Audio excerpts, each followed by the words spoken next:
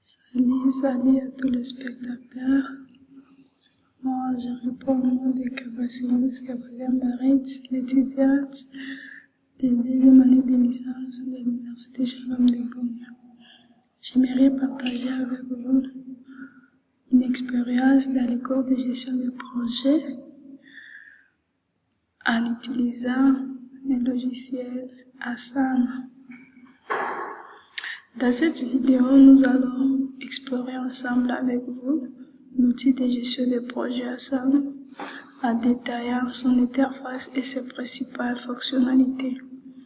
Nous verrons comment créer un projet, ajouter des tâches et des sous-tâches, définir la date, des limites et des rappels, attribuer des tâches aux membres de l'équipe, si nécessaire, suivre l'avancement du projet.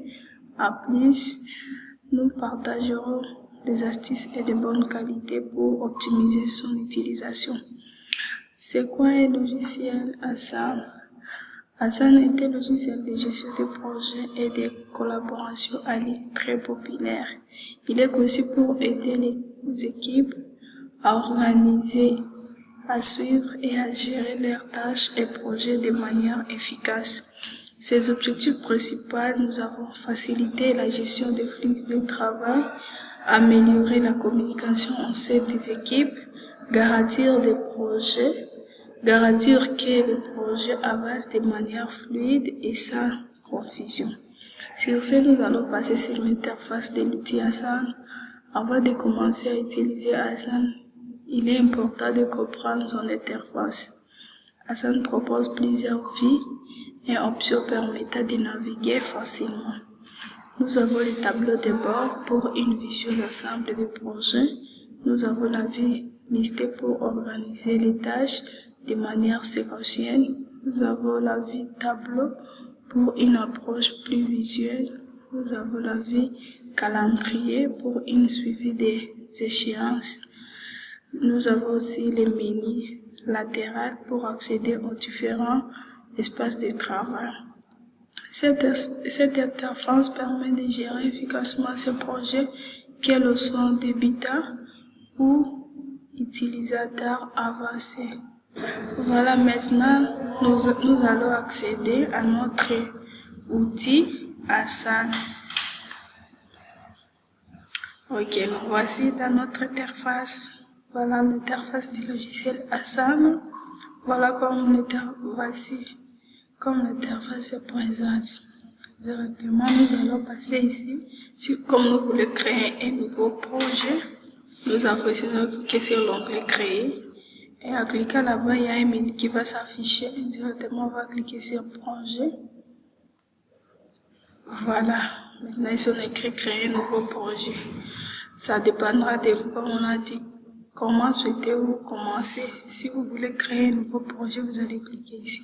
Si vous voulez utiliser un modèle, vous allez cliquer ici. Et si vous avez un projet déjà existant dans votre machine, vous pouvez directement importer ça.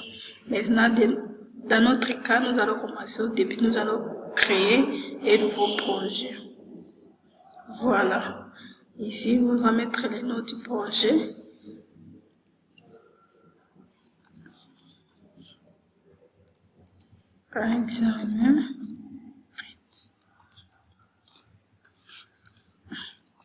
Examen des méthodes, examen de gestion des projets.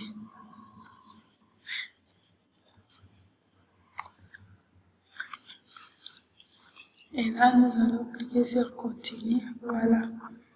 Ici, maintenant, on va choisir des vues pour notre projet. Ça dépendra de nous. Il y a les projets populaires, donc les vues populaires, nous avons les Gantt, nous avons la note, nous avons le calendrier, ici qui est gestion des ressources. On peut cliquer sur gestion des ressources, ici.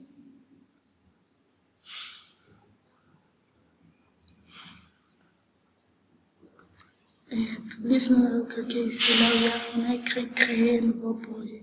Si vous ne voulez pas créer, vous avez fait l'erreur, vous pouvez encore retourner. Il y a donc un bouton qui va vous permettre de retourner en arrière. Maintenant, nous ici, on va cliquer sur le bouton créer un projet.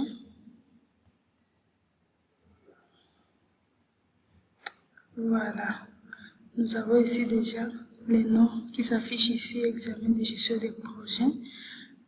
Nous avons ici comme aperçu. Passe un peu. Voilà, nous avons d'aperçu, on a la description du projet. Donc, vous pouvez décrire votre projet. Soit vous pouvez donner un rôle sur ce projet. Si ça joue quel rôle, vous pouvez donner des objectifs qui est associés. Nous avons une liste ici. Dans la liste, nous avons ici, dans la liste, nous allons ajouter des tâches. Et ici, nous avons tableau. Pourquoi on n'a pas encore ajouté des choses là-bas? Ici, c'est encore vide. Parce qu'ici, dans les tableaux, on peut encore ajouter une autre section et on peut ajouter encore une autre tâche. Ça dépendra de vous. Nous avons ici chronologie.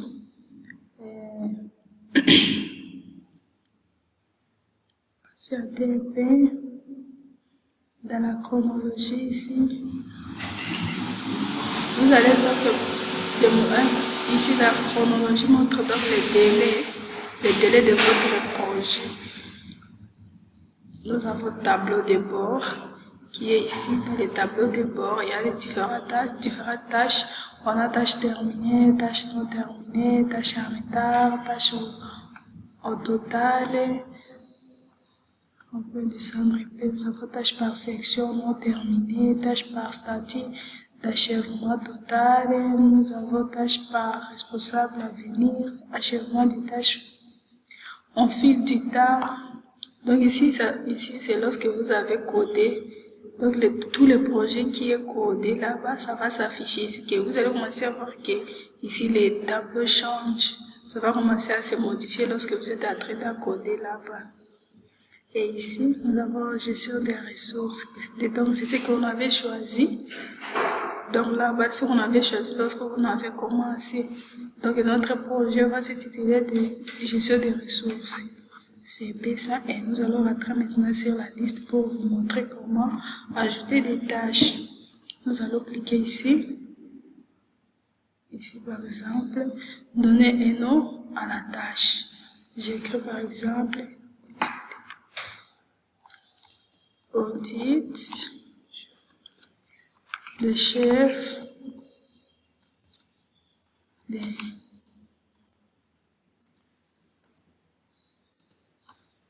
l'entreprise.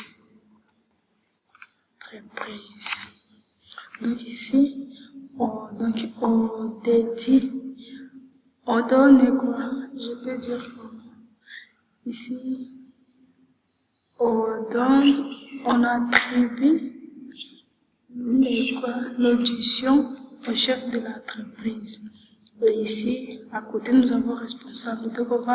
Donc, ici, on va mettre le nom de la personne à la personne qu'on confie ce projet. Par exemple, j'écris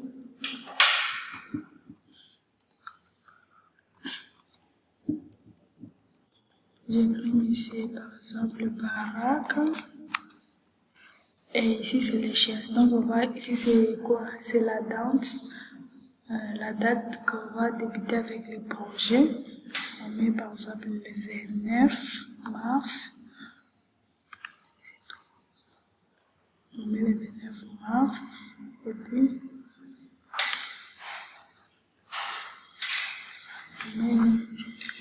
on ajoute d'abord ici une autre tâche.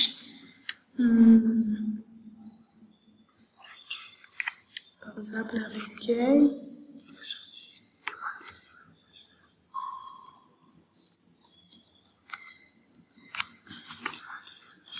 Recueil des matériels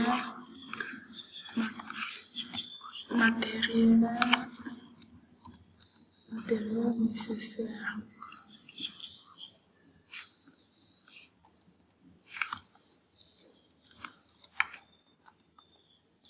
nécessaires pour le projet informatique.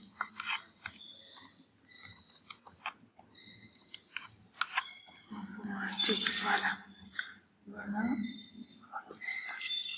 On va m'attribuer, donc on donne le nom, encore si ça, donc on va attribuer cette tâche à qui, donc on va mettre le nom de la personne. Je vais par exemple Rachel.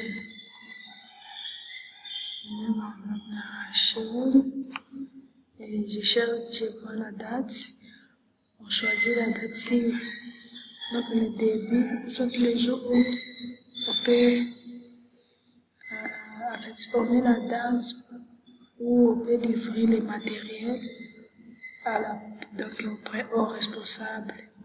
On met par exemple les premiers et je pense que c'est ça ici, c'était juste vous démontrer comment on ajoute une tâche dans la liste, comment on ajoute les tâches et les pages. Ok, voilà, voici, c'est comme nous avons déjà ajouté les tâches. Vous voulez juste vous démontrer comment ajouter des tâches. Voilà, ici les tâches qu'on a ajoutées. À part les tâches, on a un responsable, donc c'est caché là-bas. Et ici, on a échéance qui démontre la date, comme on avait écrit la date du 29, c'est demain, et la date du 1er avril, donc c'est le mardi. Dès là, nous allons voir ça si c'est affiché dans notre tableau. On entre dans les tableaux, voilà, c'est affiché dans notre tableau. Voilà ici, si vous voulez ajouter une autre section, on peut cliquer ici pour ajouter on peut rentrer sur la liste, ici, pour ajouter la section. Si on a besoin d'ajouter ici une section, on peut ajouter la section ici. Et voilà, on clique sur notre tableau, ça s'affiche, ici ça s'affiche juste les tâches qu'on a. En fait, les tâches qu'on a ajoutées et pour la section, il n'y a quoi? Rien. Ok, là, c'est la chronologie. Voilà, c'est aussi affiché notre chrono. C'est déjà affiché aussi. On voit là-bas au titre chez l'entreprise. Donc, c'est pour demain. Et nous allons voir sur notre tableau de bord, comme ça s'affiche. Voilà, notre tableau de bord. Avant, partout, c'était 0,0. Maintenant, comme on a des tâches qu'on a ajoutées, il y a ici les tâches. Donc, tâche terminée, il n'y en a pas, il y a tâche non terminée, donc c'est encore parce qu'on n'a pas encore fini. On a ici tâche à retard, aussi c'est 0 parce qu'on n'a pas encore fini. Donc, et ici on a tâche au total, et voilà. On peut descendre un peu, voilà. Dans notre tableau, donc ça ici, ça représente comme statistique. Donc on a juste des tâches qu'on a ajoutées, et même ici. Donc ça va tâche par section non terminée. Il y a aussi des tâches qu'on a commencé, on n'a pas encore finalisé. Ça montre ça. Et là voilà, ça montre le résultat des recherches, c'est ça. Et il y a examen, donc le titre de notre projet là, l'échéance c'est ici, donc la date qu'on va commencer à travailler. Et ici nous avons les tâches encore, les tâches qu'on doit effectuer. Et on peut encore rentrer un peu en arrière. On est là sur notre tâche au dessin. Voilà, ici. Ici c'était vide et voilà, c'est complété par 2 0. Et même ici aussi c'est la même chose. Je pense que c'est un peu ça. Ici vous cliquez sur notre gestion des ressources, voilà. Sur la gestion des ressources, nous avons maintenant déjà qu'on doit travailler avec ces projets. Voici ici les nombres déjà qu'on doit travailler avec et les projets là. C'est un peu ça ce que je voulais vous montrer pour aujourd'hui. J'espère que vous allez le voir avec amour et vous allez donner vos commentaires, vos suggestions. Directement de là, nous allons vous expliquer ça ici. Nous avons ici l'indicateur. Dans l'indicateur, on a les rapports qui est là. En fait, les rapports là nous permettent de visualiser à l'équipe sous tous les des angles. Donc, ça va nous permettre d'obtenir des informations détaillées grâce au graphique que vous voyez ici. Donc, ça ici, ça représente toutes les informations qu'on va arriver, donc tous les rapports. Ça ici, c'est tous les rapports qu'on a fait, ça va s'afficher ici.